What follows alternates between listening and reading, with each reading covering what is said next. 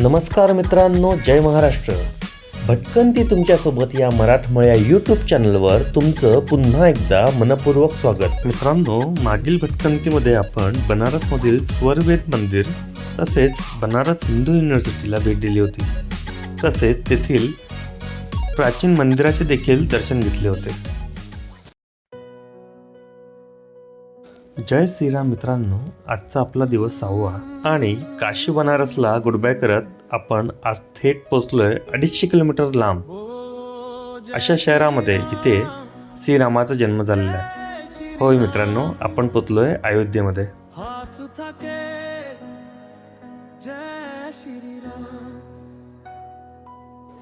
मित्रांनो, अयोध्या ही प्रभू श्रीरामांची जन्मभूमी आहे. अयोध्येला आलेला प्रत्येक भक्त सर्वप्रथम हनुमानगढी मंदिरात दर्शन घेतो. असे मानले जाते की प्रभू श्रीरामाचे दर्शन घेण्यापूर्वी हनुमानजीची परवानगी घेणं आवश्यक आहे.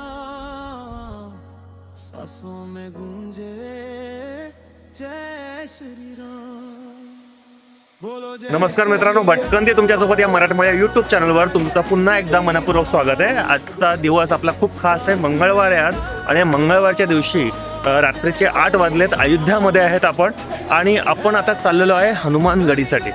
आणि मंगळवारच्या दिवशी हनुमानाचं दर्शन आपल्याला मिळतं हे भाग्याचं लक्षण आहे. मित्रांनो, असं म्हणतात की हनुमानगढीवरती हनुमंताची खूपच जास्त कृपा आहे आणि त्याच्या वास्तव्याची प्रचिती इथे येणाऱ्या प्रत्येक भाविकाला होते. मित्रांनो, अशीच प्रचिती 25 नोव्हेंबर 1998 रोजी हनुमानगढीमध्ये सर्वांना आली होती. हजारो संख्येने भाविक सकाळपासूनच हनुमानगढी मंदिर येथे दर्शनासाठी येत होते. मंदिराच्या पायऱ्या भक्तांनी भरून गेल्या होत्या. सर्वत्र जय श्रीराम आणि जय बजरंगबलीचा जयघोष ऐकू येत होता.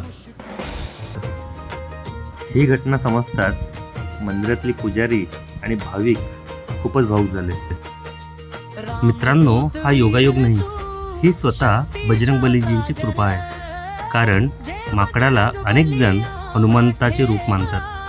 आजही त्या घटनेची आठवण अयोध्येत सांगितली जाते आणि लोक विश्वासाने म्हणतात, जिथे बजरंगबलीचे आशीर्वाद असतात तिथे संकट येण्याआधीच नष्ट होते. जय बजरंगबली.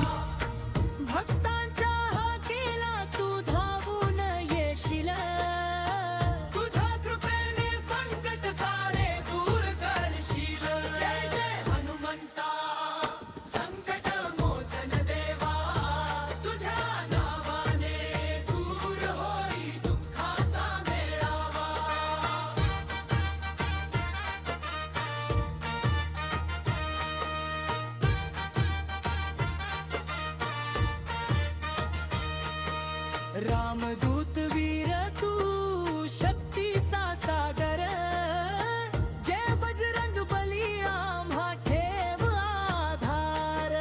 गड किल्ल्यात मंदिरांत गुंजे तुझे नाव, तुझ्या शक्ती समोर नाही कुणाचा ठाव. भक्तीच्या मार्गाला तू प्रकाश देतोस, राम भक्त हनुमान जगाचा. मित्रांनो, आजचा दिवस फक्त प्रवास नव्हता, तो एक अनुभव होता. ती एक भावना होती. अयोध्येच्या पवित्र भूमीत घेतलेलं प्रत्येक पाऊल आणि हनुमानगढीतील प्रत्येक क्षण आयुष्यभर लक्षात राहील.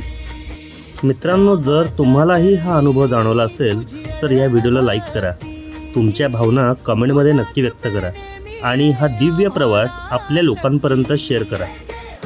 कारण मित्रांनो, काही प्रवास फक्त पाहण्यासाठी नसतात, ते जगण्यासाठी असतात, अनुभवण्यासाठी असतात.